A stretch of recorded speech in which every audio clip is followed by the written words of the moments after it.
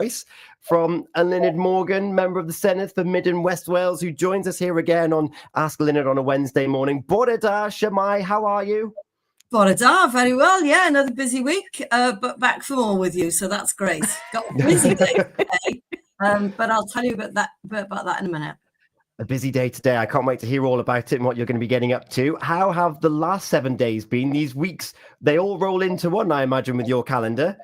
Yeah, they do, and there's always a lot of political pressure. There's always a lot of balancing.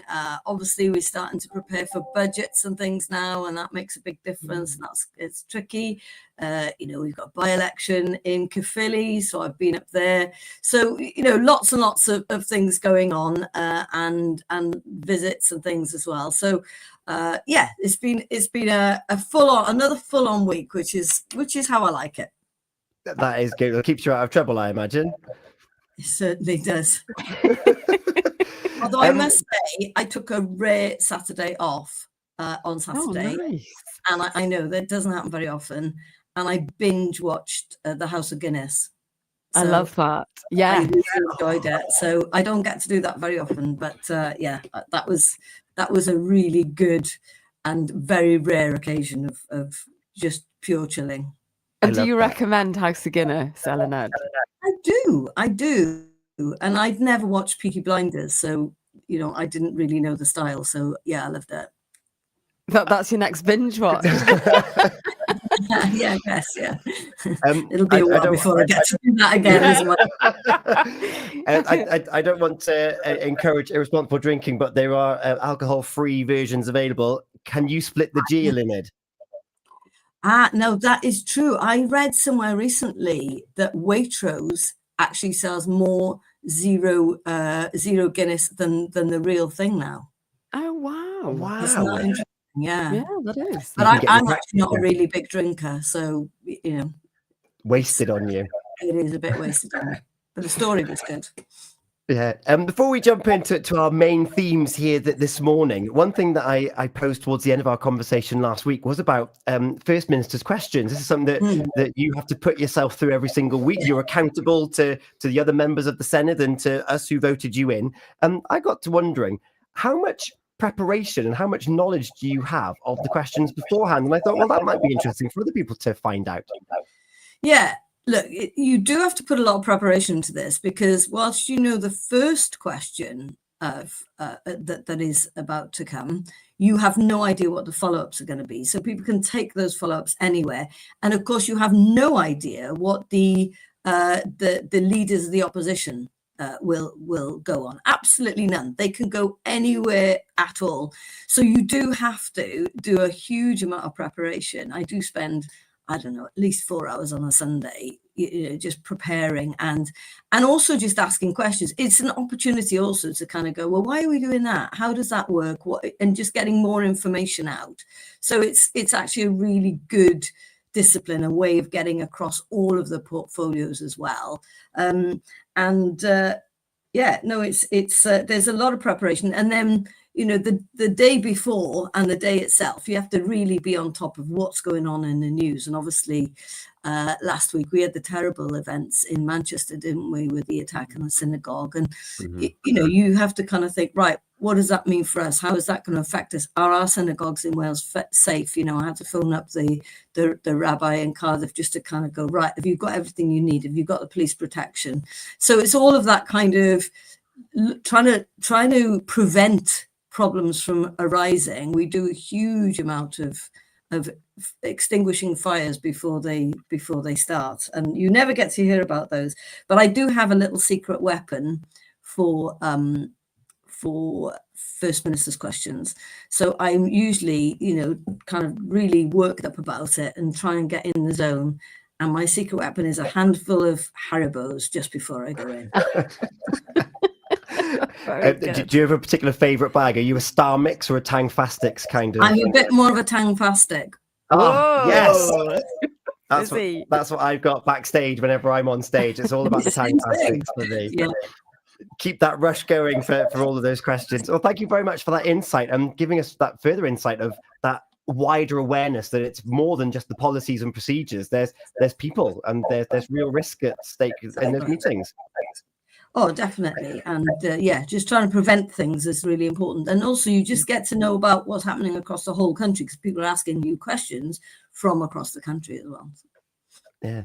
And then talking of around the country and around the county, some of the main topic that we're going to talk about here today is actually looking at transport improvements. We've got the interchange hub in Haverfordwest that's looking very tall at the moment. There's been images released of something similar in Milford Haven around the train station. What's your view on this as our representative for Mid and West Wales?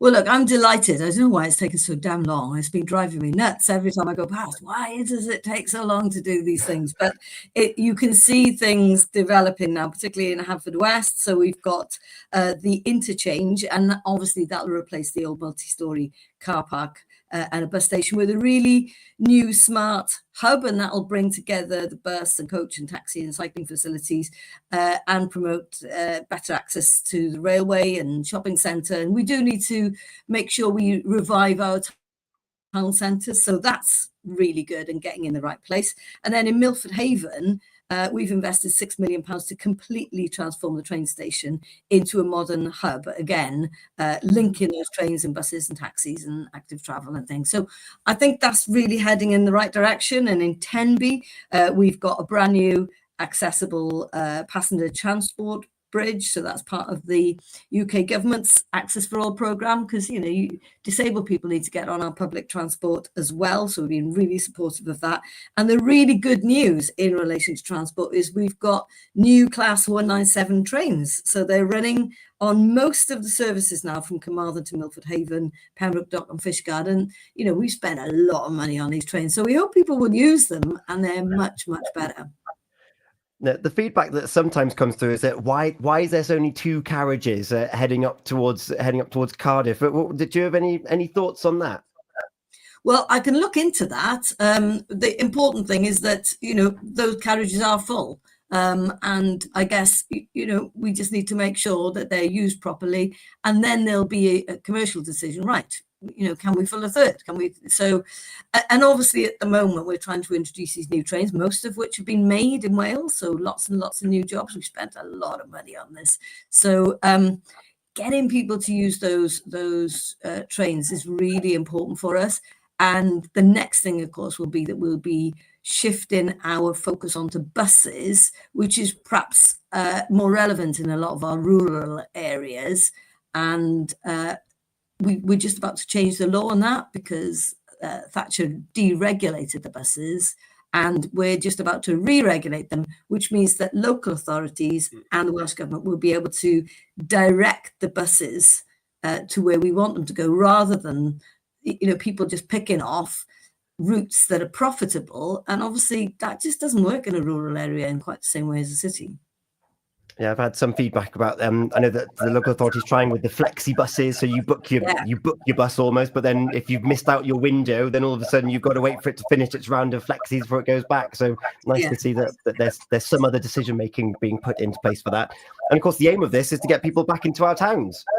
It is, and you know, trying to get people into towns. First of all, ideally, we want them to go on public transport, but you know, we've got to be honest. Most people use cars. And lots of people I know from being in my office in Haverfordwest can get really frustrated by the problems during rush hour. So we're not far from Salutation Square, so the traffic builds up, and the responsibility for that roundabout and what happens there is kind of shared between the Welsh Government and the county.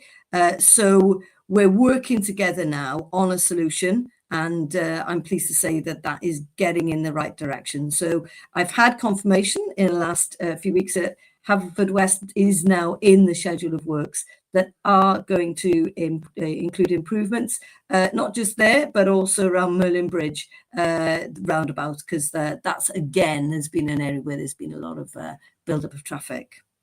Yeah, whilst we're live on the air, our reporters out and about are saying that the queues at Merlin's Bridge are currently over Dredgeman's Hill into Pope Hill. So it's a very regular feature here on the breakfast show. We're on it. Travel. And then, of course, once then you're in the towns, of course, we've had the Occupite development in Haverfordwest. There's the new bridge, which of course was externally funded over in Pembroke Dock. There's the Quayside development. There are nice places for people to go to. It's just about filling them up now. Oh, definitely. And, we are seeing a transformation because, a lot of our town centres were looking a bit drab and people have moved out, and you can see the out of town developments. So we've had a very deliberate policy in the Welsh Government of putting town centres first. So any planning development that we've got control of, where we've got government ability to put things in the town centre, we go ahead and do that just to try and revive them. We've spent £300 million on transforming our town centre since 2020. So, and Haverfordwest is getting an amount of that money, and obviously there's going to be the opening of the Western Quayside in Haverfordwest very soon, and that's something I hope people will welcome. And it's the beginning of a transformation, will, I hope, suck people back into what is now a really pleasant area for people to hang out. Lovely. Thank you very much. And back to the transport there, you mentioned rurality. Of course, I was in conversation with you when they opened up the new A40 bypass, but a few questions that have come in. Abigail, you mentioned it just before we went through about why is it only 3 lanes, Abs? Well, yeah, that's what I'd like to know. Well, look, it was actually eye-watering amount of money to get 3 lanes, right? So that's the first thing to say. And a lot of that money came from Europe. So it was European funding that we kind of snuck in there right at the end. So, it was difficult for us to find extra money for that. But at least, with 3 lanes, there's an opportunity for you to be able to overtake, which wasn't true before. So there's and I do think it's made a huge difference. It definitely, I really feel the difference traveling from Cardiff. It does cut out a bit, and it's just also rather beautiful, I think, looking over the Presely's there. It is very pretty. It is arguably the prettiest road, I think, that we've got in the area, having that unspoilt view of the Presely's. I think it's great. It would have been nice, but it's something for the future. Talking of the future, how is your next couple of days and your next 7 days looking? Well, I've got a really busy day today, so I'm just about to go off and speak at a big renewable energy conference, and obviously renewable energy is absolutely key for Pembrokeshire, and talking about, look, where's the supply chains, how do we get local jobs, how do we get the skills in the right place, how do we make sure planning's sorted. So a lot of discussion around that. And then I'm off to the barracks in Brecon, so the army barracks. So just to go and visit our military personnel there, and then I'm going to be unveiling a statue to Gwenllian Morgan, who was a real leader of the town many years ago, and she happens to share the name of my daughter, so that'll be a special occasion. And then getting up to North Wales then this evening, and visiting the new Theatre Clwyd, which is a massive redevelopment. We spent a lot of money on that as well, so going to have a look at that and how that's developed. And then we have a special North Wales meeting and a few visits then up in North Wales. So good to get about, and then back home then for Thursday evening, late Thursday evening. I'll be on my knees by then, but a whole day's worth of visits on Friday as well, obviously in the constituency. I've got lots of great things to look forward to there as well. So so there's a lot coming up.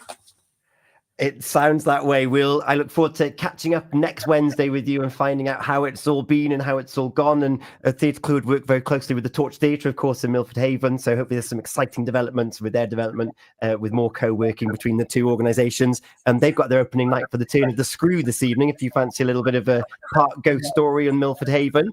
Thank you so much. You picked The Fate of Ophelia as your first track. Are you a Swiftie? Did you catch her in Cardiff? Well, do you know what?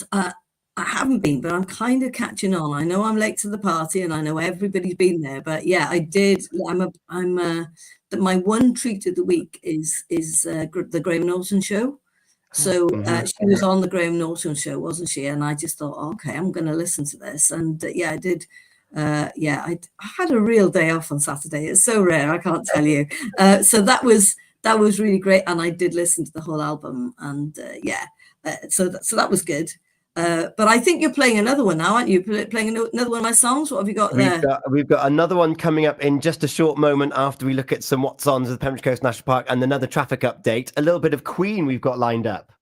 Now Queen is my band. That is our family band. We spend our whole time just singing Queen songs. We're absolute Queen fanatics in our family. So this is a really cool song. So I think I've chosen You're My Best Friend. Is that right?